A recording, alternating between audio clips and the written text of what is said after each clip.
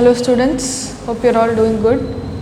In the previous class we discussed about refraction of light at curved surface, that is we have discussed the ray diagrams for convex lens. Today we shall discuss the ray diagrams for concave lens.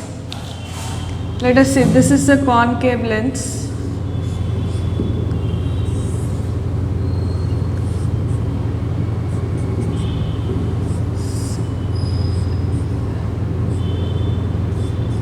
C2, C1, F1, F2, C2. Now, I'll take two, let us take an object here, object is placed here. I'll take two rays, one parallel to principal axis,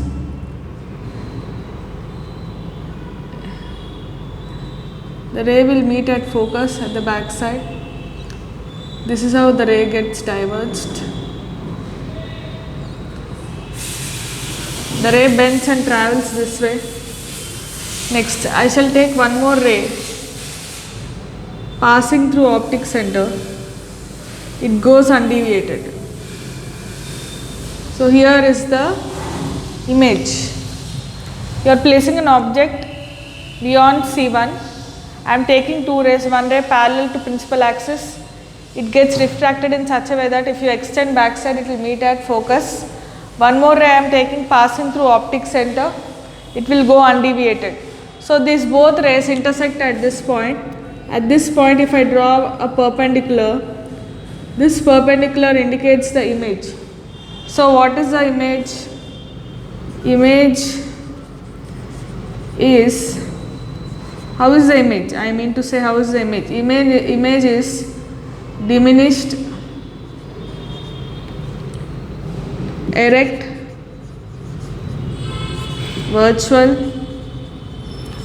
It's forming between F1 and P.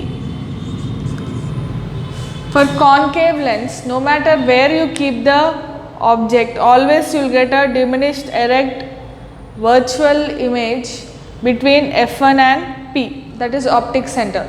This is the case for concave lens. This is true for all cases. Wherever you keep the object, you are going to get the image between F1 and P. So you don't have much cases like in the case of convex lens. This is the only case in case of concave lens. Now let us discuss another activity.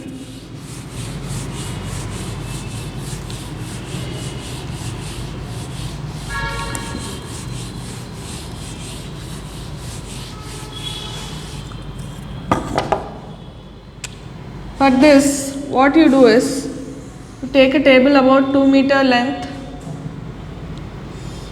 place a convex lens on a V stand like this, place the candle here, see that the flame of the candle passes through principal axis. Here you are going to take a screen. Screen could be a white sheet, thick white sheet can be taken as a screen. Now, what you do is, place this candle at different distances, let us say 60 centimeters, then make it 50, then make it 40, 30. Like this you keep on changing the position of the candle. When you are changing the position of the candle, you have to even change the position of the screen to get the image which is clear and bright. Okay, so let us say you have placed it at 60 centimeter distance, you will get the image over here. You have to adjust the screen. Next 50 centimeters, 40 centimeters, 30 centimeters, like that. You are changing the position of the object. You are keeping the position of the object at different places and you are trying to get the image on the screen. Now, we will see what happens here. If you are keeping the candle beyond C2, what happens is you get an image between F1 and you get an image over here. This is F1, C1. If you are keeping it beyond this place, you will get an image over here, and the image will be diminished, inverted, and it will be real. Next, if you are keeping the candle at C2, you will get an image at C1. The image will be same size, inverted, and it will be real. If you keep the candle at F2, you will not get any image on the screen, because the image is formed at infinity. Next, at F2, image is formed at infinity. If you are keeping the object between F2 and P, if you are keeping the object, that is the candle, between F2 and P over here, you will get an enlarged image within the, you can see the image in the lens itself. It will be enlarged, erect, and virtual image which cannot be caught on screen. It will be enlarged, virtual and erect image which cannot be caught on screen. So from F2 onwards, you will not get the image on screen. At F2, the image will be formed at infinity. Between F2 and P, the image will be within the lens itself, and that image will be enlarged, erect, and virtual image. These are the different cases of a convex lens. Now, as you change the position of V is called image distance. We have a terminology for this. U is called object distance, and F is the focal length. As you change the position of U, V also changes. F remains constant because it is a focal length of a lens. Now, we will try to establish the relation between U, V and F in the next class. Now, we shall discuss another activity.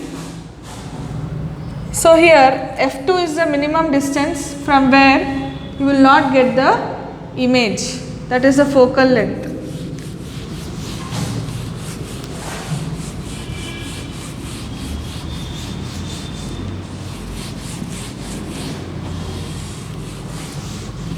We will discuss another activity.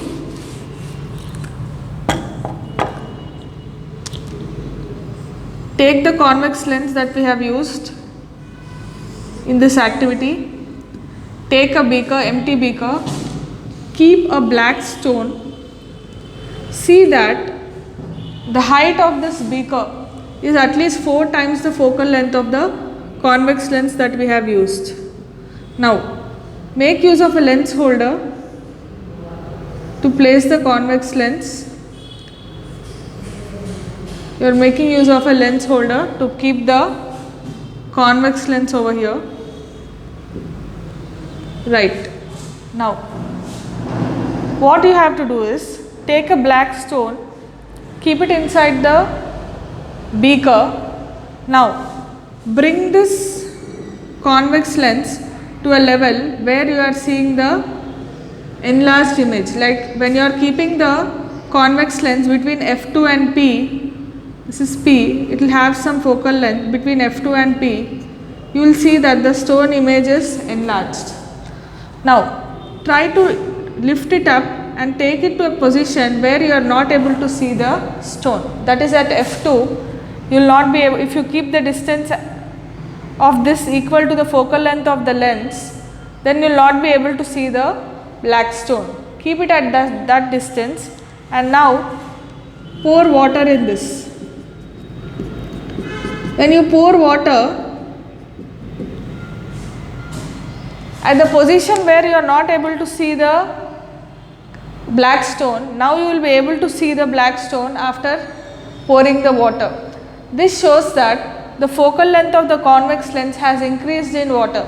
Earlier at this position you are not able to see the stone.